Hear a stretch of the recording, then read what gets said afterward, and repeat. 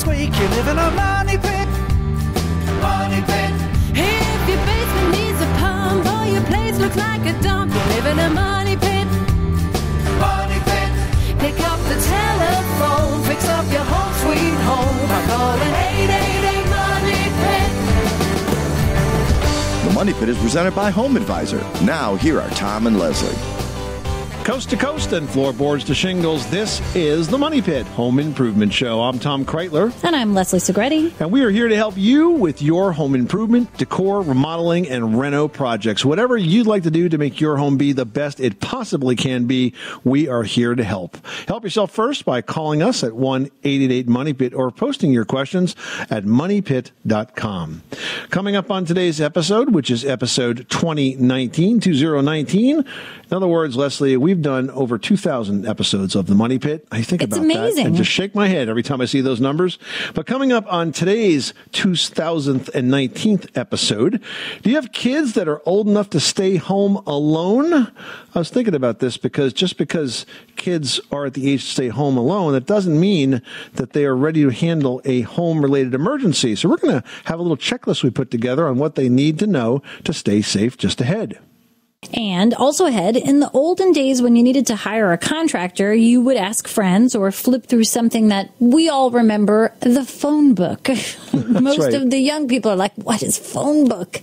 I don't understand. But we really had to do a lot of legwork to find somebody. And today, it's super easy to find a home service pro. So we're going to pry open that digital toolbox and share some tips and tricks. Plus, summer is a season when we put a lot of stress on our electrical systems, so we're going to share 3 projects that can help make sure your wiring is safe and up for the job. And we're giving away one of my favorite tools that I use a lot on a lot of different projects. I'm talking about the Arrow GT300 glue gun, and I'm not the only one who likes it. In fact, Popular Mechanics named it the best glue gun in their 2020 Tool Awards, and we've got one to give away this hour to a very lucky DIYer. Make that you. Pick up the phone, give us a call, join the conversation. The number is 1-888-MONEYPIT, 888-666-3974. Bruno in Canada wants to talk paint. How can we help you today? I'm looking for some suggestions on what I can do with a wall that I have. It's a staircase that leads from the garage to the basement, and the wall that is part of the garage that is backfilled against. Every time I try to do anything with it, any kind of paint, any kind of finish, it always bubbles. It's got to be moist. That's what's going on there. Yes. However, it's a cement block wall, and I drilled holes at right across the bottom at every core to see if there's any water, and it's dry. But I agree that it's got to be moisture, but maybe just damp, not actual water. Yeah, I don't think it's water. What happens is a concrete block is really absorbent, and it'll draw moisture up into it, kind of like a sponge. And if it's going to be damp like that, it's not going to hold paint. Are you using the paints that are designed for block walls? I've tried this paint that was supposed to be waterproof. Well, the other issue is that once you put the first coat of paint on, you're kind of cursed, because if that's separating from the block, anything you put above it is going to separate too. So it's separating from the first coat of paint. Correct, exactly. If that is not adhering well, then the paint's just going to peel off. So what you really need to do is to strip it down. Okay, and is there a special product that would seal it much better than any paint? Is there anything else I could use? Yeah. Is this wall going to be finished in any way, shape, or form? Well, what it is a cement block wall, and then I've plastered parts over it. When you say plastered, do you mean you physically plastered over the cement block? To get a texture, a finished texture, rather than just painting the block. Because if you wanted to really finish it, like in the sense as if it was an interior wall, what you could do is Georgia Pacific makes a product that is like drywall, but it's fiberglass faced. It's called Den's Armor, and it's specifically designed for damp locations.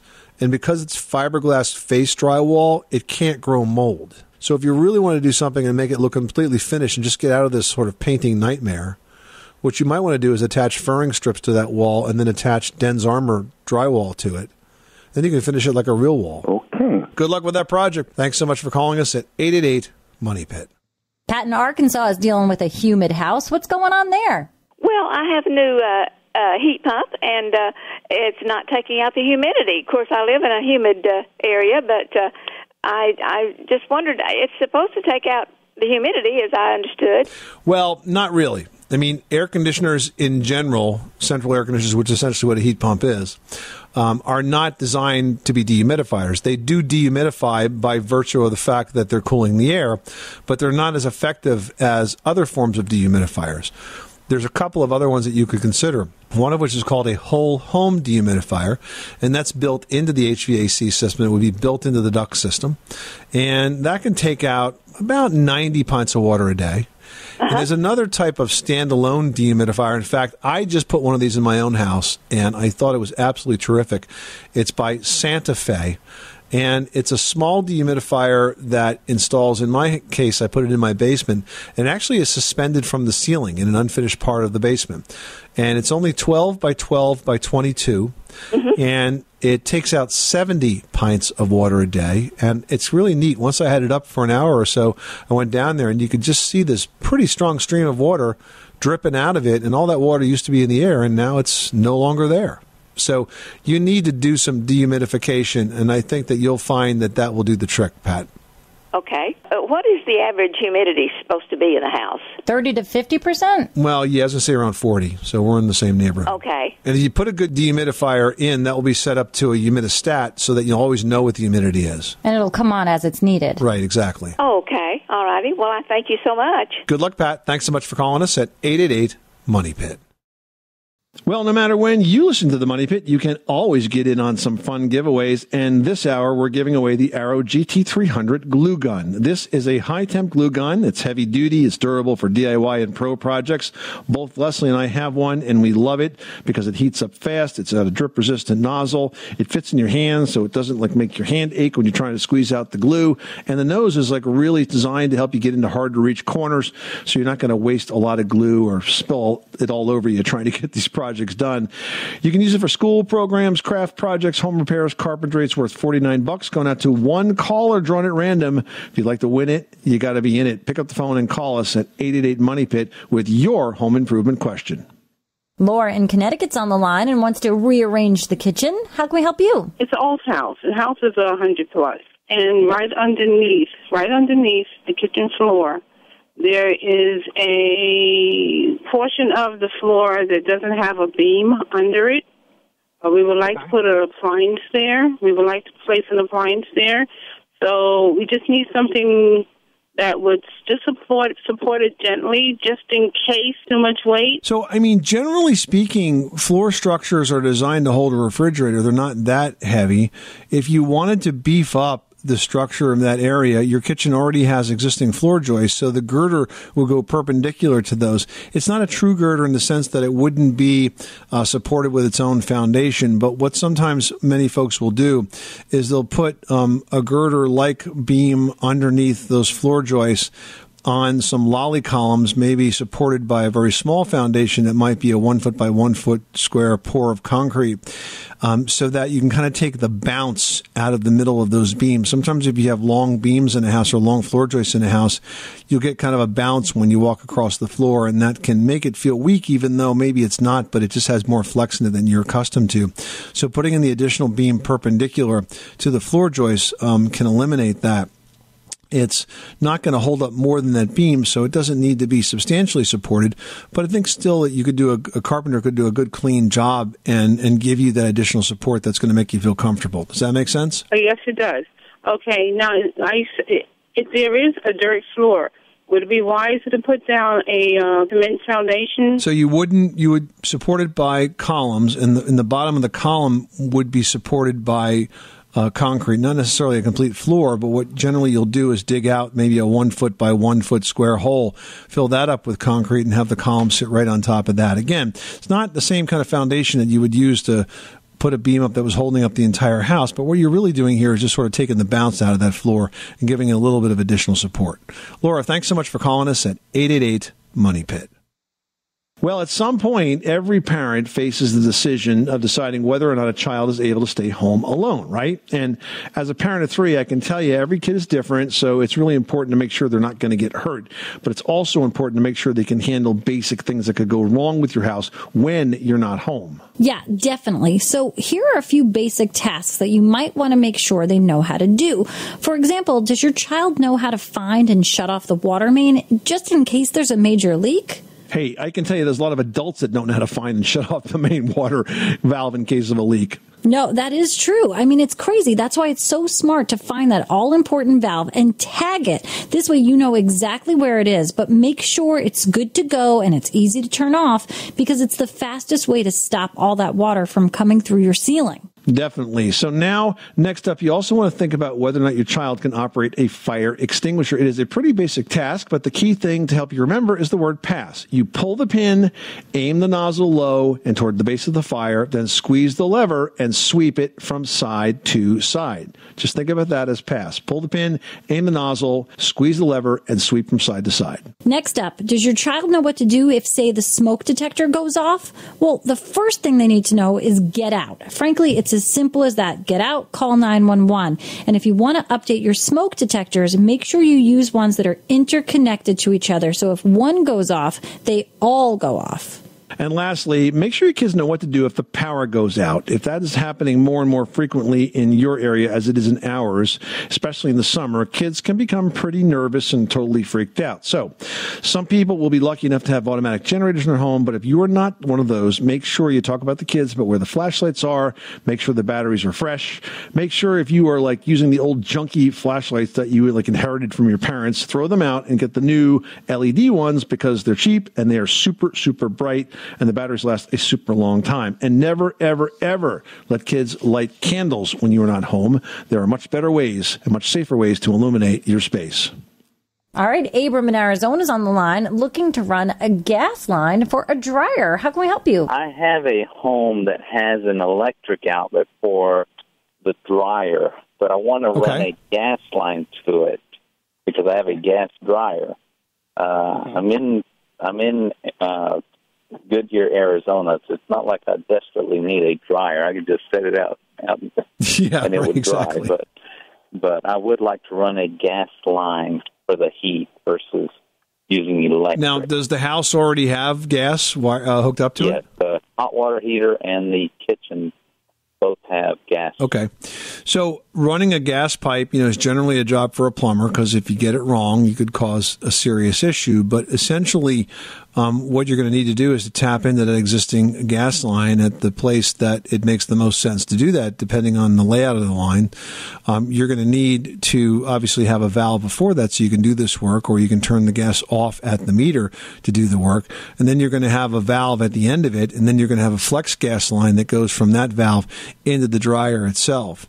So it's not a terribly complicated project to do, but if you've not worked with gas piping before, it's not the kind of job that I would generally recommend be your first do-it-yourself project because of the danger of it, getting it wrong. Okay. Thank you. All right. Take care, sir. Thanks so much for calling us at 888-MONEY-PIT.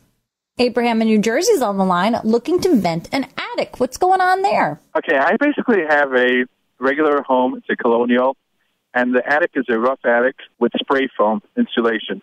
There's zero ventilation in the attic, and the second floor has central air.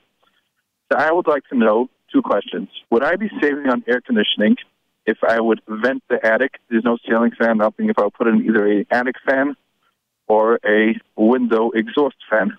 And also, currently the attic has an entrance door, a heavy door leading to the attic. Would it save me the air conditioning to leave that entrance door open, thereby allowing the hot air to enter the attic and leave with an exhaust fan? Or is that something I should not be doing? So, Abraham, that's a great question. And if you told me that your attic was insulated with fiberglass insulation, as most are typically, we would talk about what kind of ventilation you'll need. But you said your attic was insulated with spray foam. So is the spray foam up on the underside of the roof rafters as well as across the floor? Describe it to me. Not on the floor. The floor just has regular boards between the second floor and the attic. But there's all the walls and the roof all have spray foam. So what you have, Abraham, and it's actually the same kind of insulation setup that I have. It's called a conditioned attic. In other words, the attic itself is conditioned, and it does not need ventilation. So, no, you do not need to vent that. It's actually pretty efficient right the way it is. Now, you mentioned that there was a door between those two spaces. If that door tends to get a little warm, or the wall or the ceiling tends to get a little warm, you could add some additional insulation there. In my case, I actually had an older house, so my attic floor / second floor ceiling already had fiberglass in it. We left that there, but then we spray foamed the underside of the roof rafters and the gable walls. And it's amazing. When we go up on our attic, it's practically the same temperature as the rest of the house. It's just done so well. So you do not need to ventilate an attic that was sprayed with foam, because it's not the type of attic that needs to be vented. Yeah, because when I go up to my attic, it is extremely hot. I never measure with a thermometer how much warmer it is. So that's why I was wondering if that's going to warm up the second floor, requiring me more air conditioning for the second floor. So I was thinking of ventilating the attic to cool off the attic. I think that if it was done right, you don't need to vent it. How long ago was the spray foam done, and who did it? It was done locally, and it was within the past year. It's a new home. Oh, really? Oh, it's brand new within the past year.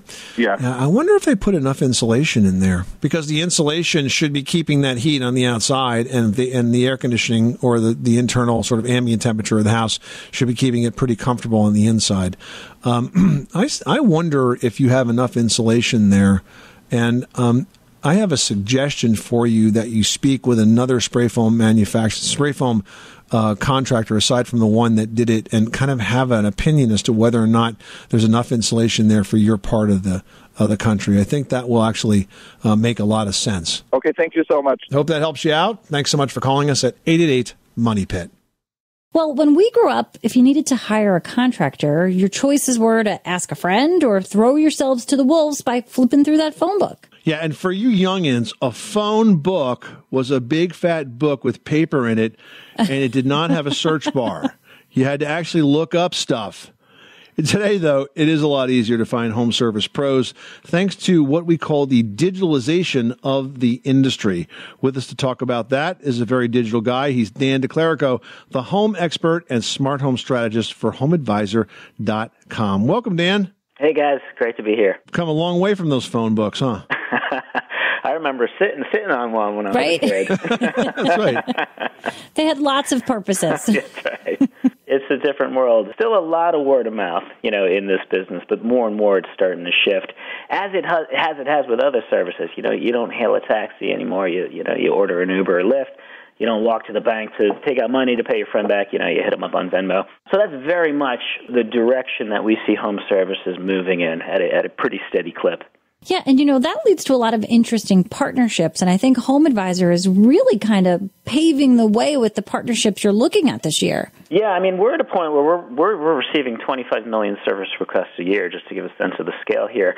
So it is driving a lot of interesting partnerships. Nextdoor is one. We know that about 20% of posts to that site have to do with recommendations for home services. So this is a good way to really connect our pros with customers right in their backyards, right in their communities. So we're excited about that partnership. Another really cool, innovative partnership that we have is in the real estate space. With Coldwell Banker. Very innovative program where we'll actually front the money for repairs to get the house market ready. And it could be up to $50,000. So we're talking about some, significant work, potentially maybe a cosmetic remodel of the kitchen, painting throughout the house, some strategic staging, that sort of thing. Gets the house ready for market, sells for more, and then that money is paid back, at the point of closing, interest-free, no upfront costs to the seller. So it's just a great way to provide more value for our pros. We're giving them a good job, while at the same time meeting customers where they are, where they need our home services. Man, what a great option, because so many folks, they'll ask us, what do we need to do to sell the house? What room should we remodel? And you go through all the work of doing that, and then you move out. But, I mean, with this option, if you guys are fronting the expense for this and taking it at closing at zero interest, man, you really can't go wrong with that. That's really cool. Yeah, no, we see it as a real win-win. It's, it's in a pilot phase, but we're expecting big things for this type of program. You know, and I think another thing when it comes to home ownership is sometimes your projects really aren't that large. And, you know, not every contractor wants to jump in because, you know, perhaps the money is not worth it for them. So I think what's going on with what you guys are doing, upfront pricing, is pretty fantastic. We're very excited about this one as well. This is really, I think, you know, the next big thing. If we go back to that ride share analogy, you know, knowing exactly how much the trip to the airport is going to cost you, that provides, you know, so much peace of mind.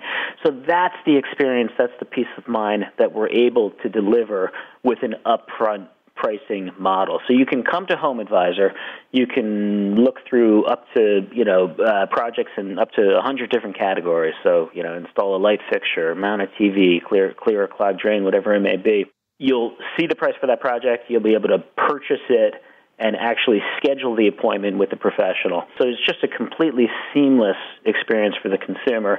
And for the pro, it's giving them a job.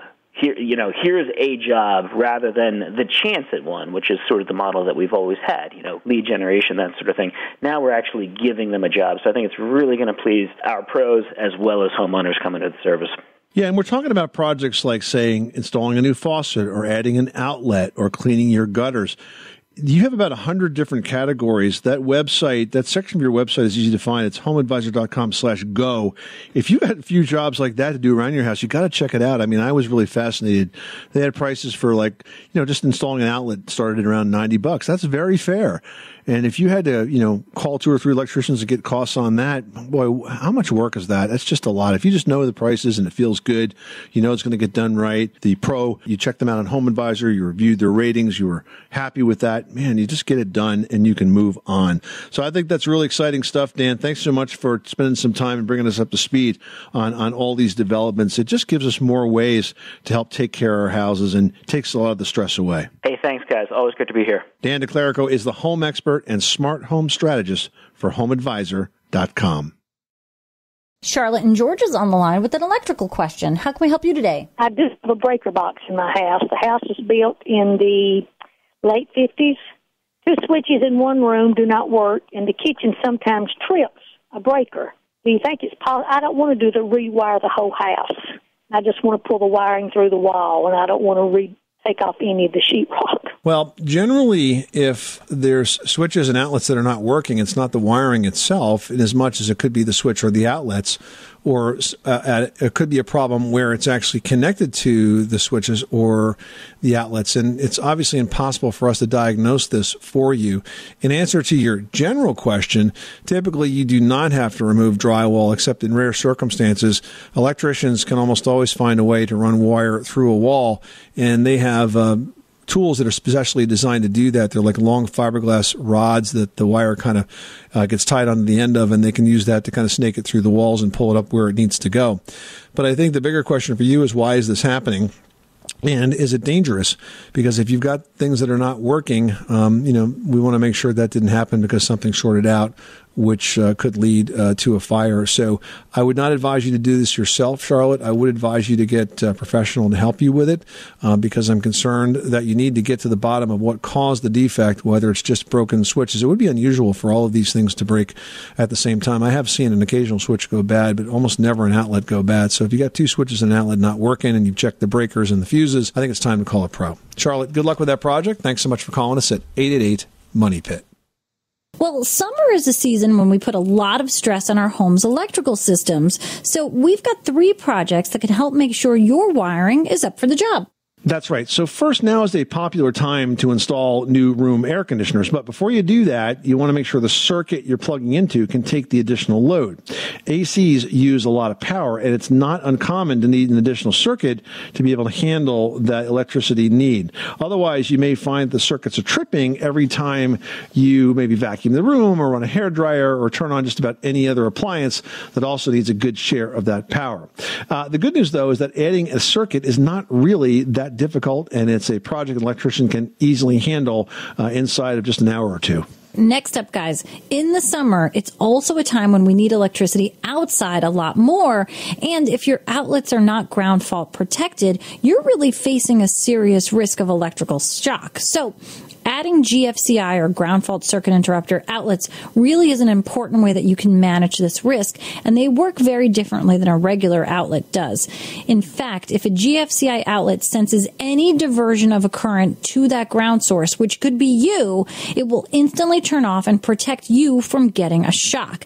Now, electricians can easily upgrade your outlets by adding GFCIs as well as AFCI, which is an arc fault circuit interrupter. That really takes that one step further, protecting your home from electrical fires. So that's something you want to make sure that you don't have just outside, but anywhere where you might have a chance of, electricity and water coming in kind of close contact with each other, like a kitchen or a bathroom. So those are really the important places to put those GFCIs, and it can be easily done. Now, lastly, summer is a vacation season, so whether you're having a staycation or a real vacation, it's also a good time to make sure you have security lighting in place and make sure that your lighting has motion sensors so it comes on when anything crosses its path. 888-666-3974 is our phone number. If you got a question about a home improvement project, a decor project, whatever's on that to-do list, give us a call right now. We would love to help. All right, now we're heading out to Kansas where Tom has a question about decking. What can we do for you today? Yes, we bought a place at the lake, and the deck, it's a wooden deck, and we're going to seal it. What's the best way to seal it and prep the wood for that? Okay, so is the wood in pretty good structural condition? Is it are there a lot of checks and cracks in it now? Did it have an old finish on it? I believe it was sealed before, but I believe it's been a while. The flooring of it at the one end, we have a tin roof on the top, but it does drip on it out at the end, and it's not rotted or nothing, but you can see there's a little bit of mold, green stuff, from the water. Okay. Well, you've got to clean it thoroughly, and you've got to remove any loose finish. And if you can wire brush it or sand it just to kind of get the dead wood off the surface of it, sometimes you get a little degradation at the surface of the wood. That would be helpful as well. And that's really all you got to do to prep it. And at that point, you're going to have to determine what you want to put on it. Now, you say sealing, but I would recommend a stain. There's two different levels of that. There's semi-transparent and solid color. It's also transparent, but I think semi-transparent or solid color are your options. And I would opt for solid color always because it has more pigment in it and it lasts longer. And if you put the solid color stain on it, that has the effect of sealing and protecting the deck if you use a good quality stain. And it's still going to let the grain show through. So prep it properly, follow the label directions, and then apply a solid color stain. Now, it's not paint. It is stain, but it's called solid color stain. If you have any questions about what it's going to look like, then just start in perhaps on a step or somewhere that's, small area where it's not very visible so you can get confidence in it. But I think you'll like the way it'll come out. Okay. Well, that was my question. Thank you very much. You're very welcome. Thanks so much for calling us at 888-MONEY-PIT. Give us a call, post your questions, send us an email, whatever it is. We want to help you get all of your projects done and done right at your Money Pit. Whether you're tackling a project indoors or out, take advantage of these few weeks left of summer and let us help you get those projects done now. Well, if you're thinking about updating a room but don't know where to begin, interior designers can help facilitate your ideas, making your dream home a reality. But how do you find one that can really understand what you're looking for and bring great ideas to the table? Leslie helps you sort through this process in today's edition of Leslie's Last Word. And Leslie, I always think that, when you're working with a designer or a decorator, or even when you're trying to do this on your own, you really don't know what you want, but you know it when you see it. So you can't really describe it, but sometimes when you see it or it's suggested to you and you affirm it, then that's it. Like, you know what you like, but it's hard to describe it. And that's what makes it even more difficult to find the right pro to work with, right? Well, it's always very challenging. First of all, if you're thinking about, changing a room, updating it, and you're kind of stuck and you don't know where to begin, you should consider hiring an interior designer because they're going to give you that fresh perspective. They're going to show you sources, things that you didn't know about or things that you couldn't find on your own. And they're going to help you keep costs and keep that project on track and on time. But you have to be prepared as well. So it's sort of, a two-way relationship here. You have to define the goals. You need to know exactly what your project is going to entail. You need to know, does it have anything outside of an interior design service? Does it also need an architect? Something like that. If you're just changing the color of the living room, that could be great for a decorator. You've got to know exactly what you're doing, and then you'll know the right pro for that project, whether it's a decorator, an interior designer, or an architect. Now, you have to be inspired in some way, shape, or form. You've got to have a little bit of an understanding of what style you love and what styles you hate. Now, you can easily do this by cutting out pictures from magazines or going off pictures from the internet. You've got to start pulling things. Now, it could be ripping out a page because you liked the color of something, or ripping out a page because you liked the way that space felt or the texture of that rug. There has to be no rhyme or reason. Just rip them out and circle the thing that you liked. And then as you start to go through all of those pages or tear sheets that you've pulled out, you're going to notice a pattern. And maybe it's something you're not going to notice, but an interior designer or decorator is definitely going to recognize what that pattern is and then help you create the space with those elements in mind.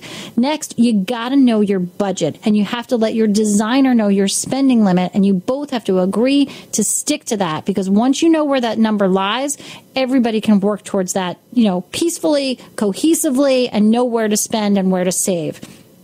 And you've also got to learn to stay in charge. Now, designers, they're trained professionals. They have keen eyes for details, but you're the only person that knows what you love. You've got to communicate well with each other. If a designer is coming up with suggestions that don't seem to match your taste, you got to say something. Don't sort of feel that you're forced to agree to something like, oh, okay, if you like it, then I like it. You're not going to like it in 5 months when that decorator is gone if you didn't like it in that first instance. So you have to make sure that you make sure you're all on the same page with what you like. Express any strong opinions that you might have, like I want only things that are made in America, or only organic materials, or no organic skins, or I need child safety features. Whatever it is, if you've got some things that are very important, outline those as well. And this should really get everybody off on a good foot to create that great space, because it's got to be a working relationship for everybody to be happy.